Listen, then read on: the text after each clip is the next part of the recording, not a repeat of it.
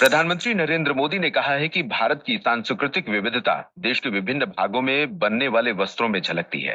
उन्होंने कहा कि भारत इस क्षेत्र में पर्यावरण संरक्षण और सशक्तिकरण के लिए फैशन की दिशा में अग्रणी भूमिका निभा सकता है। नई दिल्ली और उत्तर भारत के कई हिस्सों में आज सुबह 4.0 तीव्रता का भूकंप आया।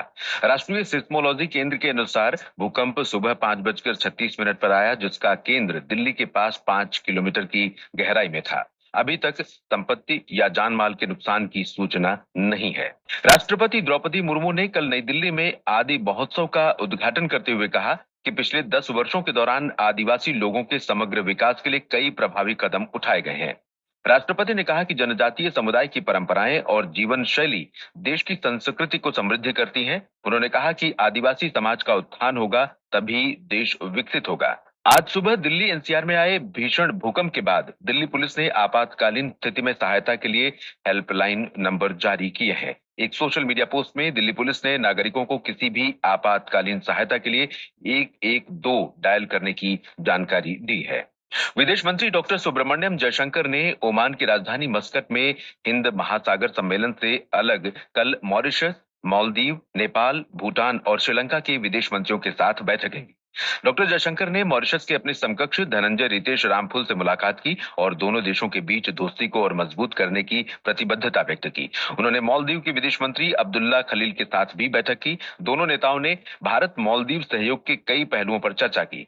डॉक्टर जयशंकर ने श्रीलंका की विदेश मंत्री विजिथा हेरात से मुलाकात में दोनों देशों के बीच व्यापक सहयोग पर चर्चा की। अपनी ओमान यात्रा के दौरान डॉक्टर जयशंकर ने ओमान, ब्रुनई और ईरान के अपने समकक्षों से भी मुलाकात की। प्रयागराज महाकुंभ में 40,000 वर्ग फीट के क्षेत्र में फैले स्वच्छ सुजल गांव विभिन्न सरकारी पहलों के अंतर्गत उत्तर प्रदेश के ग्रामीण परिदृश्य में आए बदलाव को प्रदर्शित कर रहे हैं। हमारे संवाददाता ने बताया है कि इनमें राज्य सरकार के ऐतिहासिक सुधारों से बदलते गांवों को दिखाया गया है। ये आदर्श गांव दर्शाता है कि बुंदेलखंड क्षेत्र के बांदा, झांसी, चित्रकूट, ललितपुर और महोबा में पानी की कमी के मुद्दों को किस तरह संबोधित किया गया है। स्वच्छ सुजल गांव को पेयजल का समाधान, मेरे गांव की नई पहचान की थीम पर बनाया गया है और ये अतिथि देवो भव की सदियों पुरानी परंपरा को दर्शाता है। इसमें आगंतुकों को जल प्रसाद दिया जाता है। गाँव में प्रत्येक दिन विभिन्न कार्यक्रम और प्रदर्शनी का आयोजन किया जाता है और इसके साथ ही हर शाम गंगा जल आरती होती है। गांव में 5 भाषाओं हिंदी, अंग्रेजी, बंगाली, तेलुगु और मराठी में जानकारी उपलब्ध कराई जाती है, जिससे अन्य राज्यों के लोग उत्तर प्रदेश में हो रहे परिवर्तन को जान सकें। महिला प्रीमियर क्रिकेट लीग में गुजरात जायंट्स ने यूपी वॉरियर्स को कल 6 विकेट से हरा दिया। 144 रन के लक्ष्य का पीछा करते हुए गुजरात जायंट्स ने 18 ओवर में 6 विकेट रहते लक्ष्य हासिल कर लिया। आज दिल्ली कैपिटल्स का मुकाबला रॉयल चैलेंजर्स बेंगलुरु से होगा। मैच शाम 7:30 बजे से खेला जाएगा। वहीं इंडियन प्रीमियर लीग आईपीएल 2025 की शुरुआत 22 मार्च से होगी। ये आईपीएल का 18वां संस्करण है। पहला मुकाबला ईडन गार्डन्स में मौजूदा चैंपियन कोलकाता नाइट राइडर्स और रॉयल चैलेंजर्स बेंगलुरु के बीच होगा।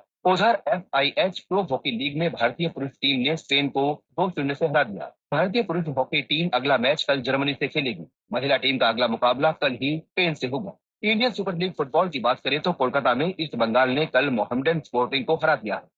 नई दिल्ली रेलवे स्टेशन पर मची भगदड़ से जुड़ी खबरें अधिकांश अखबारों के पहले पन्ने पर है। जनसत्ता की सुर्खी है, भगदड़ के बाद अपनों की तलाश में भटकने की नौबत, मरने वाले 18 हुए। अमर उजाला ने लिखा है, पुलिस का दावा, एक नाम वाली 2 ट्रेनों पर भ्रम से मची भगदड़। राजस्थान पत्रिका का आरोप है, प्रशासन की लापरवाही और भगदड़, भीड़ प्रबंधन की चूक से मची भगदड़। हिंदुस्तान की सुर्खी है, हादसे के बाद भी नहीं बदले हालात, नई दिल्ली, पुरानी दिल्ली और आनंद विहार स्टेशन पर यात्री बहुत हुजूम। दैनिक जागरण लिखता है, स्टेशन पर भगदड़ की जांच शुरू, साजिश की आशंका। पंजाब केसरी ने सूचित किया है, महाकुंभ जाने वाली ट्रेनें प्लेटफॉर्म 16 से चलेंगी। दिल्ली में मुख्यमंत्री के नाम पर कल लग सकती है मुहर, हिंदुस्तान ने पहले पन्ने पर दिया है। देश बंधु की खबर है, भाजपा विधायक दल की बैठक टली, अब 20 फरवरी को हो सकती है। दैनिक भास्कर ने लिखा है, यमुना की सफाई का अभियान शुरू, खरपतवार व कचरा हटाने के लिए नदी में उतारी गई मशीनें। प्रयागराज महाकुंभ मेला क्षेत्र में आयोजित कुंभ की आस्था और जलवायु परिवर्तन सम्मेलन में मुख्यमंत्री योगी के भाषण को भी कई अखबारों ने प्रमुखता से प्रकाशित किया है। हिंदुस्तान ने लिखा है, सीएम ने कहा, प्रदूषण से सूख रही धरती की धमनियां, जलवायु परिवर्तन का निराकरण हो।